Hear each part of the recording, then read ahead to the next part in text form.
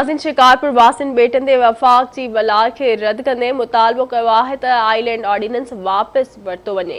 इन हवाले सां शिकारपुर वासिन आवाज़ न्यूज़ रिपोर्टर अतीक दुक्कड़ सां कहिड़ा वीचार मंडिया आहिनि, अचो त ॾिसूं। सिंध धरती शुरू खां वठी करे मुख़्तलिफ़ कब्ज़नि जे हेठि रही आहे ऐं वफ़ाक़ जो ही तासुबाना रवैयो कोई पहिरियों दफ़ो नाहे।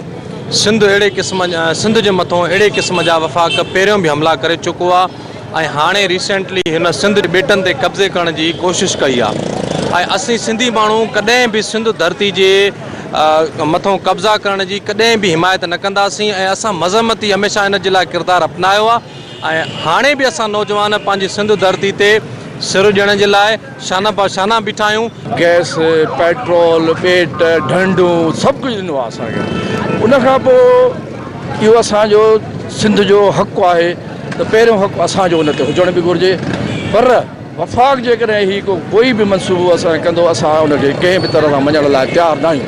ऐं असां इहो बि चवंदासीं सिंध गवर्नमेंट जेकॾहिं हुन सां कंहिं बि तरह जी लिचक कई, कंहिं बि तरह जी उहो कई त असां रोडनि ते या रस्तनि ते पंहिंजे हक़ वठण लाइ हूंदासीं।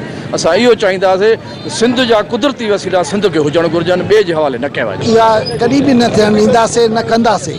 इन लाइ ॿियूं पार्टियूं त ज़रूरु निकिरंदियूं, पर असां बिज़नेस कम्यूनिटी जा माण्हू बि निकिरंदासीं, छो जो असांजी औलाद जो बि हिकिड़ो राइट आहे, असांजो बि राइट आहे। ॿेट हुजनि, शहर हुजनि, वीरान शहरनि खे असां आबाद असां कंदा आहियूं, रोशनियुनि जो शहर करण वारा असां आहियूं। जेके सिंध जा कुदरती वसीला आहिनि उन्हनि खे सिंध जे हवाले कया वञनि ऐं सिंध हुकूमत ई उनखे इंजॉय करे ऐं सिंध गवर्नमेंट जो ऐं सिंध माण्हुनि जो सिंध वासियुनि जो आहे हक़ आहे।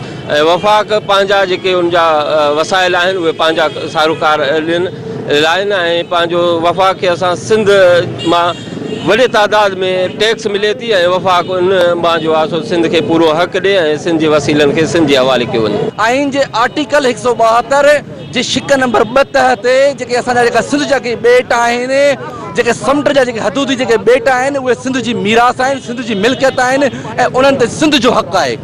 पर तव्हां ॾिसंदा हूंदो त कानून जी लताड़ करे, आइन जी पामाली करे, धचियां उड़ाए करे वफ़ाक़ पंहिंजी ॾाढ मुड़सी ॾेखारे करे ही वफ़ाक़ जे हवाले करणु चाहिनि पिया, जेका असां रद्द पिया करियूं ऐं असां हिनखे ॿुधाइण पिया चाहियूं त असां हिन सां मज़ाहिमत कंदासीं ऐं जेको बि कानून जे ख़िलाफ़ु लताड़ थींदी उनजे अॻियां सिंधी क़ौम, सिंध जा माण्हू दीवार थी करे बणिजी करे अॻियां अची बीह करे उनजो मुक़ाबिलो कंदासीं।